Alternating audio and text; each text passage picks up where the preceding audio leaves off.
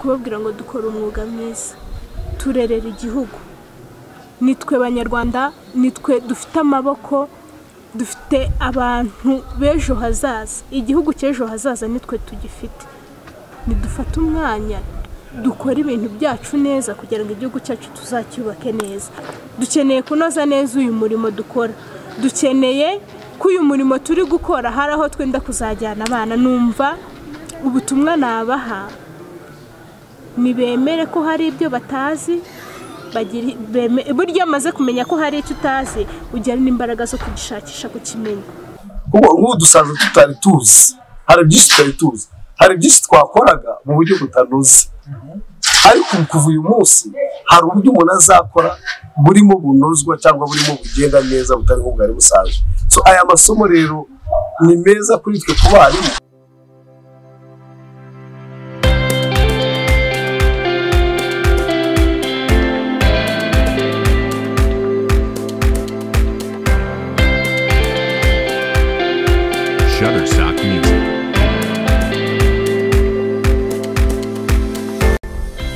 Amahugurwa yagenewe abarimu bigisha Siyansi ubwo Siyansi and Math abo bita STEM teachers ayo mahugurwa ni yagenewe. Hanyuma rero ni amahugurwa muri guhabwa mute se kubona ari iki muri kwirukiramo? Ni amahugurwa turi guhabwa neza turi kubukiramo ibintu byinshi cyane kuko hari ubumenyi twaje turiho ariko hari n'ubundi tumaze kugeraho. Twizemo ibintu byinshi twizemo ni gute wa mentoring umuntu mushaka kugezeho ni gute wa coaching umuntu ugize ibibazo ese ni gute wakongera wakora udushya mu masomo yawe ni gute wakongera ubufatanye hagati yawe n'abanyeshuri kwigemo ibintu byinshi muri rusange. Hanyuma ibyo nyine bikazabafasha ibyo bintu bizadufasha kuba abanyamwuga abarimu b'abanyamwuga uburezi bwacu tubunoze neza bizadufasha no kubana neza kuko nko mu kintu cya coaching mu buryo bwiza bwo kongera mu ndimi z'amahanga bakunda kuvuga friendship hagati y'abakozi dukorana no kongera umubano neza hagati yacu twebwe abakozi dukorana abana twigisha tubana nabo buri munsi kwiza uburyo dushobora kubana nabo. Abana bari barishyizemo amasomo ya siyansi na amasomo akomera na amasomo agora kumvwa ariko hari uburyo muri aya mahugurwa twagiyemo twize aya masomo ya siyansi ni gute wayigisha ku buryo umwana nawe yibona muri aya masomo ku buryo icyo kintu kiri mu mitwe y'abana ko siyansi ari ikintu gikomera bivamo nubwo buryo twigiyemo hano none nibyo tugiye kugenda tutange mu mashuri yacu mu bigo twigisha muri babandi batagize amahirwe yo kuza muri uyu mwanya turimo kubafasha kwigisha ayo masomo no kukiretinga ubushuti hagati yacu n'abana kugira ngo nyinize nabongere biyumvemo cyane amasomo ya Siyansi n'Imibare. Hari umwarimu ushobora kubwira ati wenda batwigisha ibyo bya coaching na mentoring ati wenda bizadufasha kugira ngo twigishe abana bacu batsinda avuga ati ngiye n'ubundi abana banjye nabigishaga bari basanzwe batsinda iyo physique iyo chimie bayumvaga iyo biologie bayumvaga umwarimu w'ungu uzamufasha ute wowe wahabaye amahugurwa kugira ngo nabashe kugira ngo bisobanure. Umwarimu w'uwo ikintu cyo kumufasha cyambere no kumwegera ukabanza ukamwumvisha ko hari ikibazo n'ibyo koko kandi abana amanota meza barayabona muri physique mu mibare muri iyo chemistry n'andi masomo barayabona ariko hari udushya kuko turi muri competence niyo curriculum turi gukoresha nubwo abana amayoma nota meza barayabona ariko bakeneye kuzaba kompeta hanze no kugenda nkamwegera nkamanuka hasi hahandi ari nawe then nkabanza nkamwumva namara kumwumva nkamuha umwanya akanyereka uburyo bikora urkumva namaze kurema ubushuti hagati yanjye nawe namwumvishije nyuma yo kuburema ndamuha umwanya anyumve nawe mwumve kwa kuganira hagati yanjye nawe azumva nubwo abana babona hari ubundi bumenyi keneye kongeramo wenda yandikaga akoresheje what ariko andika chemical formula ariko hano twize gukoresha chemistry ubwo n'ubundi bumenyi nubwo yabyandikaga gutyo ariko hari ubundi buryo bwiza azakoresha aya masomo twigaga yayigishaga kumva abana bazayatsinda ariko ntazi uburyo ese aya masomo yigaga ni kutazayakoresha mu buzima busanzwe. Ubwo nibwo buryo tuzaganiramo, mbese uburyo nzamuha umwanya tuganire mwumvishe yuko ibyo si hari ukundi kuntu yabyongera, hari ibindi bintu yakongeramo, noneho bikaba byiza cyane kuruta.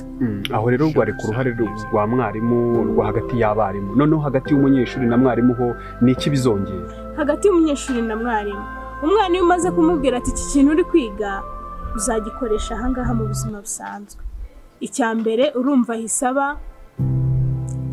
ahise yumva ko ibintu ari gukora hari ikintu bizamumara.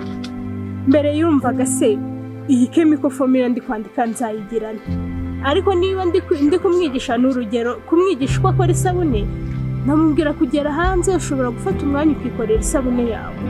Ibyo ni ibintu umwana azahita yumva icyo kintu agomba kukiga gishyizemo imbaraga, kuko hari ikintu kizamumarira hanze mu buzima bundi busanzwe, bizatuma umwana akunda cyane iryo somo, yumva ko n'ibyo bintu ari kwiga hari ikintu runaka bizamufasha bizamufasha. Hanyuma rero dusoza n'ubuhe butumwa buha abarimu yaba bitabira aya mahugurwa ndetse n'abandi barimo batitabira ariko batabashije kwitabira aya mahugurwa, kugira ngo ubutumwa ubaha? Ubutumwa numva nabaha, haba turi kumwe hano, haba bataragize amahirwe yo kwitabira aya mahugurwa, ni ukubabwira ngo dukore umwuga mwiza, turerera igihugu. Nitwe Banyarwanda, nitwe dufite amaboko, dufite abantu b'ejo hazaza, igihugu cy'ejo hazaza nitwe tugifite.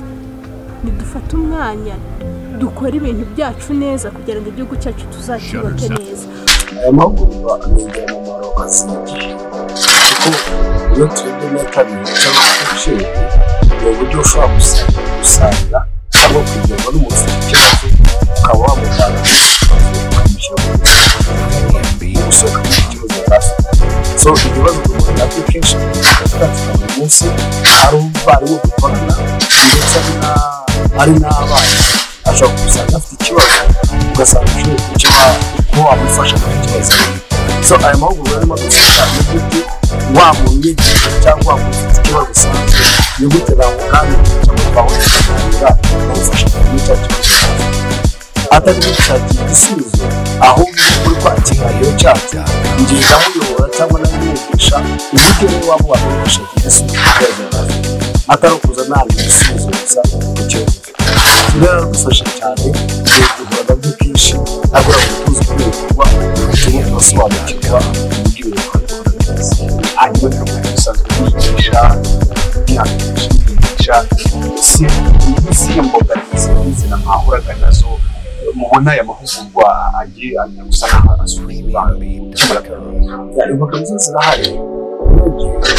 Abana twigisha ubuzima babayemo ndetse n'abana n'ubuzima tubayemo hari ibibazo, ariko ikibazo twakurikira ibibazo by'ubuzima n'uburyo twakemura muri ibyo bibazo.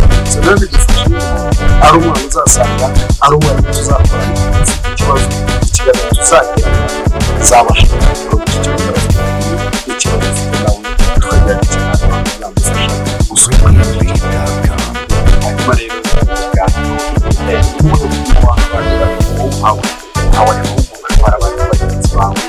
ibibazo nawe wakoraga cyangwa se wakoraga n'abarimu usanga ni nk'uburyo butuma abo bana yabo bahawe amahugurwa ndetse n'abatanga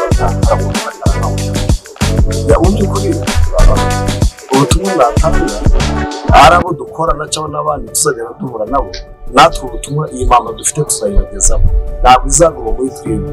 So ni umubare muke babashije gufata, ariko natwe twigana tugafasha abandi. So rero aya mahugurwa rero ni ingirakamaro, kandi abarimu ubutumwa natanga kuri abo barimu batarabashikira hano, bamwe tuzahura nabo dusangize ubutumwa twabonye cyangwa ubumenyi tumaze kuhakura.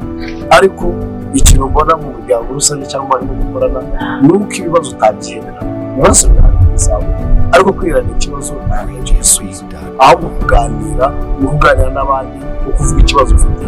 Hari benshi bafite ubumenyi babasha kuganiriza no kukwereka ibibazo icyo kibazo ufite. So nibo ubutumwa natanga bwo kuterana ikibazo, byaba ari icyo wahuye nacyo mu buzima bisanzwe, niba ari icyo wahuye nacyo muri aka kazi ko kwigisha, birashoboka ko ibibazo bihari n'ibidanyura, ariko wikwirana ikibazo. Yegera umuntu umuganirize azagufasha gusobanukirwa. ndumva usobanukiwe cyane by'aya masomo ariko ndagira ngo dusobanurire neza itandukaniro cyangwa se ihuriro riri hagati y'ariya magambo abiri mbona mwibandaho ya coaching na mentoring. Natwe tutabikurikirana biraducanga, bidutandukanyiriza neza, binashoboka kuduha ingero zigaragaza rwose ko mwasobanukiwe. Urabona coaching ni uburyo uzasanga cyangwa umuntu azagusanga ukamusobanurira ukamwumva. Icyambere umutega amatwi ukumva ikibazo ufite, wamara kumva ikibazo ufite mukagenda ikiganiro kuri icyo kibazo kivamo. So iyo coaching rero ubwayo ntabwo ari wowe uza utanga igisubizo cy'ikibazo ufite, wowe uramuganiriza ukamwumva ikibazo ukamutega amatwi. Icyambere ukamutega amatwi ukumva ikibazo uko kimeze, noneho ukagenda umuganiriza umusanisha umubaza se wowe wumva wakora iki kugira ngo icyo kibazo gisohoke. So ntabwo uri umushakira igisubizo cy'ikibazo afite, ahubwo ikiganiro mugirana umuganiriza umuyobora aho uza gusanga nawe ari bwibone igisubizo cy'ikibazo afite. Urugero ushaka kumubaza se niba yarahuye n'umwana akamukora ikintu akababara banasetse mu gihe byashuri, wowe wumva se wakora iki kugira ngo wongere ugire umwuka mwiza n'uwo mwana. Ntabwo njye nazamiriza igisubizo baragera umuhamye waragenda ukora iki mutuma ababyeyi oya, wereka wa wundi wagusanze ufite ikibazo umuganiriza umuyobora ahari bugere ikibazo cy'igisubizo afite. Iyo ni coaching. None mentoring ni ukwigisha no kuyobora no gufasha abantu urabona ushaka kwinjira nk'ahantu uri mushyashya, hari uburyo bazakuyobora muri aho hantu henshi, uburyo bazagufasha muri situwasiyo z'ahantu, kumenya ibihakorerwa, kumenya ibihabera, kugufasha kumenya ibintu runaka. Iyo ni mentoring, ni nko kuyobora cyangwa kugahindura ufashwe n'ababizi, wowe ushiri mushyashya ube familiya yaho hantu uko nabo bari bamenyereye mu bantu. Hamwe n'ubujyanama uzakora ahandi ni nko kwimenyereza cyangwa kumenyerizwa ahantu hashya ubashe kwinjira. Rero bakora mu kazi se wakoraga ibyo bintu ntabwo wakoraga. Ahari ntabwo mentoring ireba umwarimu ku mwarimu, ahari niyo uje mushyashya ubuyobozi bw'ikigo waba buhari.